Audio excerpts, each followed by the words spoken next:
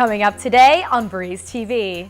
JMU Provost under fire by recent Faculty Senate allegations. And the Duke family is growing as early acceptance numbers climb. Plus, inside the paint of JMU's win against Coastal Carolina. Then, local brothers celebrate 10 years of business in the Burg. All this and more coming up today on Breeze TV. Live from the Allison B. Parker Studio in the School of Media Arts and Design at James Madison University, this is Breeze TV.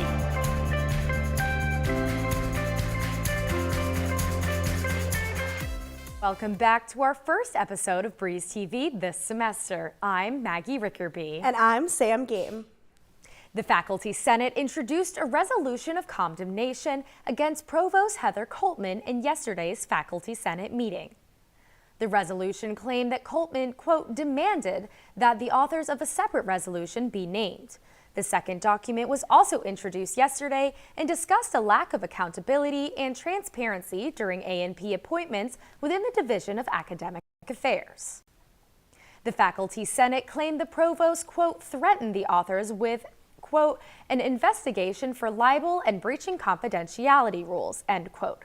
The document also stated that the provost, quote, likely violated the spirit, if not the letter, of state law and JMU Policy 1106. Director of JMU Communications, Mary Hope Vass, sent the Breeze a response to the resolutions disputing their claims.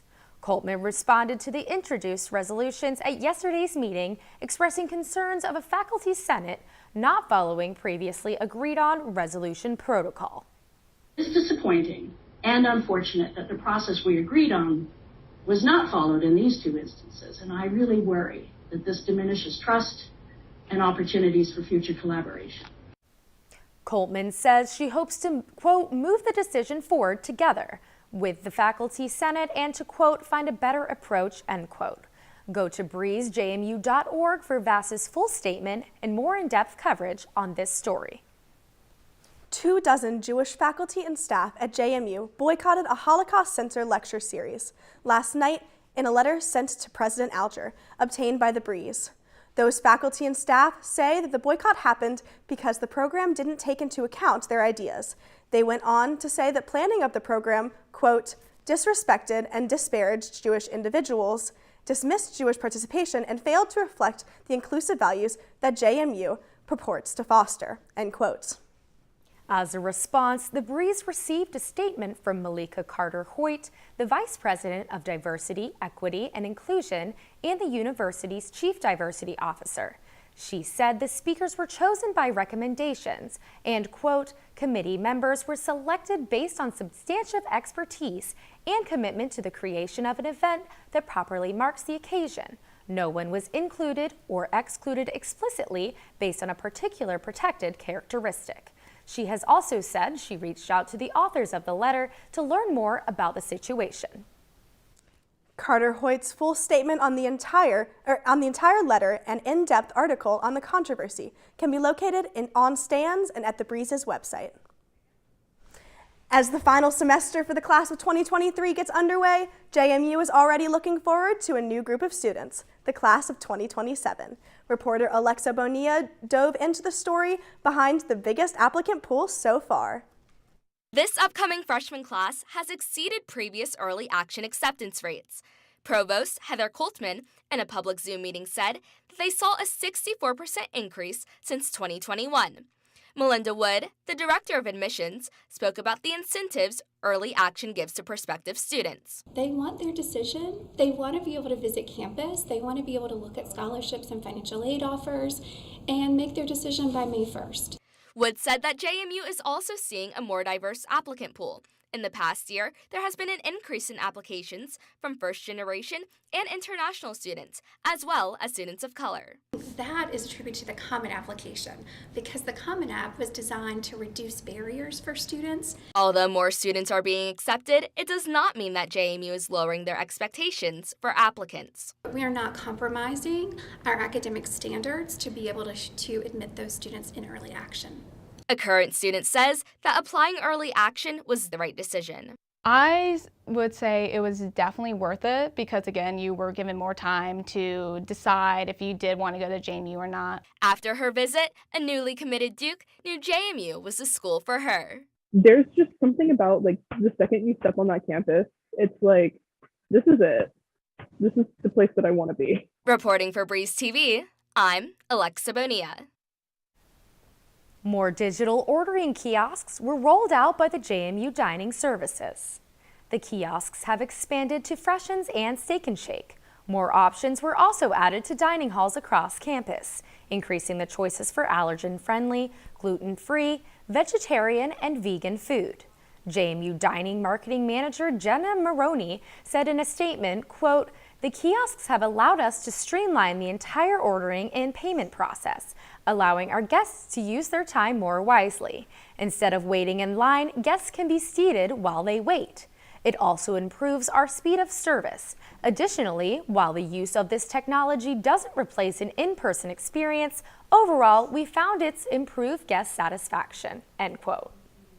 Syllabus week ended exactly a week ago, and students say that they are struggling to get affordable textbooks. Breeze TV contributor Abby Allard explores how students can combat these high costs. The high prices leave students wishing that some of their professors would provide textbooks online. I think it would have been better for the one class that required as many textbooks as it did to have either provided a digital copy or maybe even restructuring the class to where it doesn't require that many textbooks. I spent more on that class than I would have on two other classes. In an Instagram poll, JMU students were asked on average how much they spend on just textbooks. 44% of respondents said that they spend over $200 for one semester. Librarian Liz Thompson said that communicating with your professors about the different options can make all the difference when trying to obtain affordable textbooks. Advocate for yourself. So talk to your instructor and find out if maybe an older edition, maybe a less expensive edition is available. Thompson also said both Carrier and Rose Library have course material that is available for all students. If you kind of do that extra work, you can find that oftentimes, there might be a cheaper alternative from a previous version that has, most of the same content. With more options and resources available, there is hope that students can focus on learning rather than money. Reporting for Breeze TV, I'm Abby Allard. A celebration of life for the late JMU Justice Studies professor Tatiana Benjamin will happen February 2nd from 5 to 6 in Harrison Hall. Benjamin died unexpectedly in December. She joined JMU in 2021 as an assistant professor with a primary research focus on racial inequality, immigration, and anti-Blackness. In a statement, the Department of Justice Studies said, quote, "Her impact on our department and our students was tremendous." Her office door featured this Angela Davis quote, "You have to act as if it were possible to radically transform the world. And you have to do it all the time," end quote. "We'll do our best, Dr. Benjamin. Rest in unruly power," end quote. We would like to take a moment of silence to remember Tatiana Benjamin's life and legacy at JMU.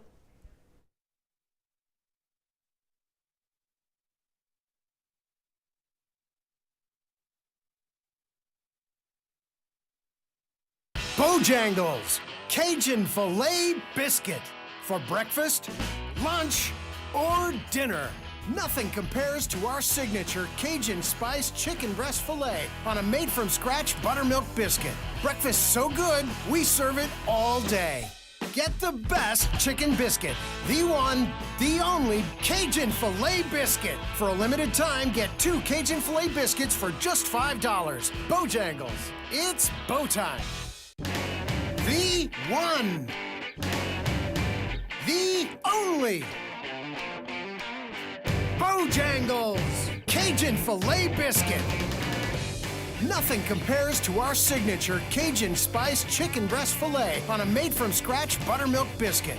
Bojangles Cajun Filet Biscuit is so good, we serve it all day. For a limited time, get 2 Cajun Filet Biscuits for just $5. Bojangles, it's bow time. Head to Bojangles for a Chicken Supremes combo with your choice of fixin', a made-from-scratch buttermilk biscuit, and a drink. Bojangles, it's bow time. Tailgating is a song, heard across campuses, parking lots, and open fields. They say this song can be heard elsewhere, and perhaps this is true. But it is nowhere near as bright, nowhere near as loud, nowhere near as triumphant as it is right here. Tailgating may not have been born here, but here is where tailgaters are born. This is Breeze TV.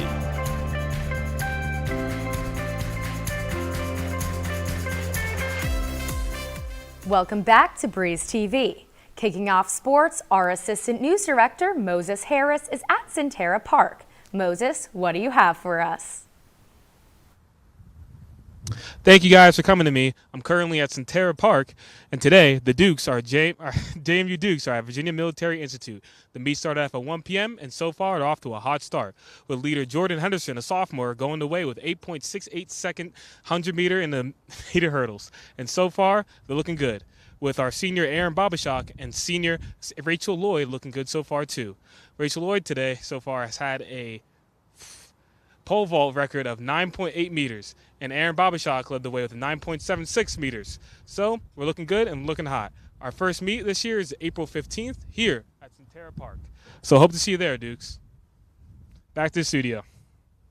JMU men's basketball took the win over Coastal Carolina last night, putting them in the 5th spot in the Sun Belt Conference. Our news director, Zoe Mowry, and reporter Ellie Fenza took a look into the real reason that pushed them over the edge. After blowing their 14-point lead in the first half, the Dukes narrowly took down the Chancelleers, beating them 75-69. Once Coastal managed to catch up to the Dukes, they just couldn't keep up. Yeah, we could never get over the hump. You know, we'd miss a shot or turn the ball over or something would happen. We tied it.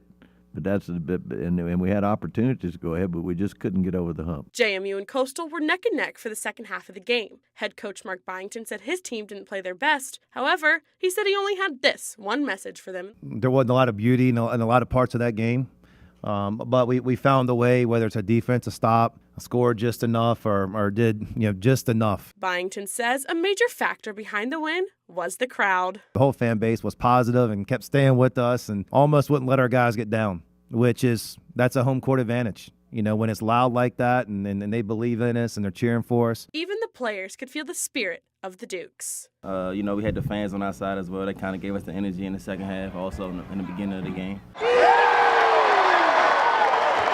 With their new bump in the Sun Belt Conference, the Dukes take on number 4 seed UL Monroe January 28th at the Atlantic Union Bank Center. Reporting from the court alongside Ellie Finza for Breeze TV, I'm Zoe Mowry. JMU Athletics Teddy Bear Toss is back. The program creates a connection with the UVA Children's Hospital. Teddy bears or stuffed animals can be donated to the JMU ticket office or the local Harrisonburg Dairy Queen. With a donation, you receive a free ticket to the basketball game and a small free blizzard. The items will then be given to the UVA Children's Hospital for kids to enjoy. Frank Chicatano, the manager of business development for JMU Sports, spoke about how this program comes to life. All the messaging around it, everybody knows that it's a donation and a community-oriented program, and so it's just this really cool moment of all these fans getting the opportunity to throw and essentially make their donation. The teddy bears will be thrown onto the court at halftime of the JMU men's basketball game tomorrow at 4 p.m. Be sure to tune in next week to get a behind-the-scenes look into the program and see the impact it has on the community.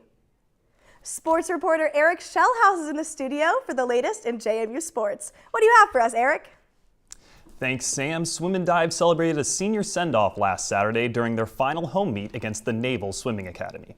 Coach Dane Peterson described the graduating class as a unique and fun group to be around and praised them for their ability to adapt through unknown circumstances during the pandemic.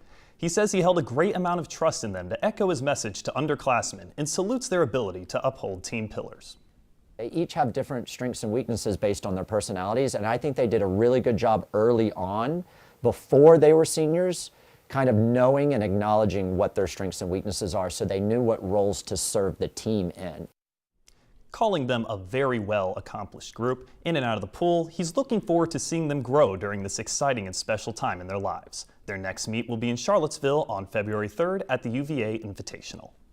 Women's tennis will be back in action this weekend after serving up a sweep against George Washington University last Saturday.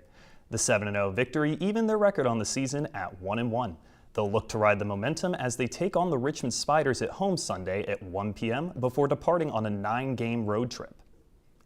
Media Day for JMU Lacrosse is Saturday. Breeze sports editor Madison Horitzik has the latest. Although JMU Lacrosse is 2 weeks away from their season opening game against UNC at Chapel Hill and about another month away from their home opening game against the University of Maryland on March 1st, the Dukes will speak to the media for their preseason media day tomorrow to discuss this season's storylines for the very first time. One of these storylines includes that JMU will compete in the American Athletic Conference, or the AAC, as an affiliate program this year. This conference is a mix of Power 5 and Group of 5 opponents, including the University of Florida, the University of Cincinnati, and Vanderbilt. A few returning Dukes this season include Isabella Peterson and Myriad Durkin, who have already received a few preseason accolades, and JMU has already received the number 12 preseason national ranking. Follow along with the Breeze and Breeze TV this season for more lacrosse. That's it from the sports desk. I'll pass it back to you, Maggie and Sam. Thanks, Eric. Coming up on Breeze TV. From classified document controversies to Yunkin plans, our political correspondent, Regine Aranazari, has the national news. And a local business celebrates 10 years of brewing in the Berg. Planning on being an educator? Get your wheels turning with this after-school program. All this and more coming up on Breeze TV. Bojangles, Cajun filet biscuit. For breakfast, lunch, or dinner. Nothing compares to our signature Cajun spiced chicken breast filet on a made-from-scratch buttermilk biscuit. Breakfast so good, we serve it all day. Get the best chicken biscuit, the one, the only Cajun filet biscuit. For a limited time, get 2 Cajun filet biscuits for just $5. Bojangles, it's bow time. The one, the only Bojangles Cajun filet biscuit. Nothing compares to our signature Cajun spiced chicken breast filet on a made-from-scratch buttermilk biscuit. Bojangles Cajun filet biscuit is so good, we serve it all day. For a limited time, get 2 Cajun filet biscuits for just $5. Bojangles, it's bow time. Head to Bojangles for a Chicken Supremes combo with your choice of fixin', a made-from-scratch buttermilk biscuit, and a drink. Bojangles, it's bow time. Tailgating is a song heard across campuses, parking lots, and open fields. They say this song can be heard elsewhere, and perhaps this is true. But it is nowhere near as bright, nowhere near as loud, nowhere near as triumphant as it is right here. Tailgating may not have been born here, but here is where tailgaters are born.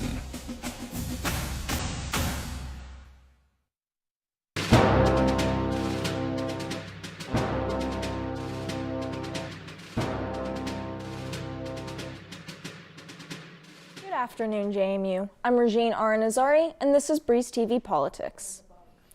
National Intelligence Director Avril Haines has declined to show senators copies of the classified documents discovered in Donald Trump's Mar-a-Lago resort and most recently Joe Biden's office and Delaware home. Roughly a dozen documents with classified markings were also found in Mike Pence's home last week. Attorney General Merrick Garland has appointed a special counsel investigation of both the Biden and Trump situations. According to a CNN poll released Wednesday, 81% of Americans believe Biden has done something unethical, while only 18% believe he is innocent.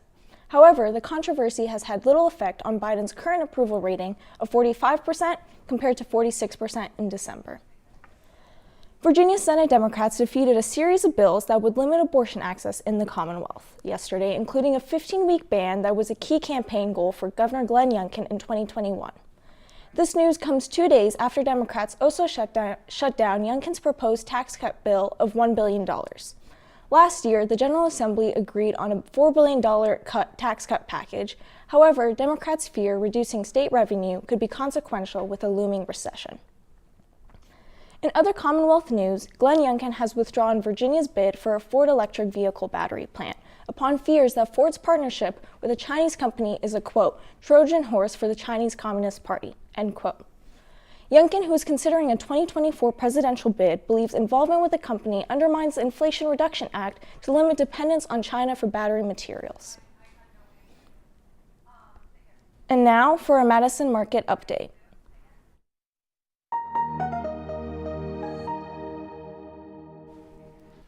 U.S. stocks rallied midday Friday after a rough open as new data shows U.S. households cut down on spending in December and inflation hit its slowest pace since October 2021. All three major indices are up for the week and year so far, however their rally has been turbulent. Intel stocks plummeted 10% today following a bleak outlook report, while Tesla shares gained 10% in response to the company's latest earnings. Expectations for inflation in 2024 fell from 4.4% to 3.9%, while long-term inflation predictions remained at 2.9%. That's all for Breeze TV Politics. Back to you, Sam. Thanks, Regine. Brothers Craft Brewing, a family business in Harrisonburg, celebrates their 10-year anniversary. Our Assistant News Director, Moses Harris, spoke with them about their continuous impact on the city. Brothers Craft Brewing has officially been in the Harrisonburg community for a decade, but it's been serving out more than just beer to the friendly city. We have a very strong relationship with the community, and that goes back to day one. The brothers, when they opened up the tap room, really made it an effort to give back to the community as much, if not more, than the community gives to us. We feel very honored and privileged to be able to make beer and sell it for a living, so we want to support our local community for supporting us. One way they do that is through Cask for Cause, where monthly they create a one-time only brew for a local nonprofit organization. All proceeds of that night go to the nonprofit, but that isn't the only way they get involved. You know, we have the typical live music approach as well, and we really just try to find ways to tie it back to beer, because we make craft beer, but then what else can we provide for someone that's maybe not totally a craft beer person? You know, give them something else at the event as well. Evan Vox, a bartender in Harrisonburg local at Brothers Craft, says for future patrons, it's the best. I'd say come visit. Say it's friendly and delicious. And after 10 years in the business, co-founding member of Brothers Craft has this to say. Just that we're blessed, and we appreciate obviously all of the partnerships and collaborations that we've had over the years, and clearly our clientele base. We're very blessed to have that. From home brewing to local pillar, Brothers Craft Brewing is here to stay. This has been Moses Harris on Breeze TV. A volunteer opportunity has opened for JMU students. The Gus Bus is a classroom on wheels that, quote, fosters a love for learning in young students, end quote. The program director, Rachel Gallardi, is looking for JMU students who are interested in the program. I think it's just a really great way to see a little snapshot into the community, and the thing we love to highlight about the tutoring program is that you really get to build relationships with the families and the students. Volunteers tutor students in K through 5th grade. Tutors focus on reading, math, science, and social studies with the children. If you are interested in volunteering with Gus Bus, email Gallardi at gusbus@jmu.edu. Well, Sam, it's been our first show of the semester. Yeah. I will say it's been very good, a lot of good, diverse content. How do you think it went? Yeah, I'm happy to be at the desk again, you know, so I'm very excited. And we do want to say, since it's the beginning of the semester, we want as many people to apply to Breeze TV as possible. If you're interested in being a part of this broadcast, we have so many roles, and you can be a reporter, writer, producer, you can be in production. There's so many opportunities, so please look at our applications if you're interested. And that's all I have. That's all I have too. We'll see you next time here, same time, same place. Have a good day, Dukes.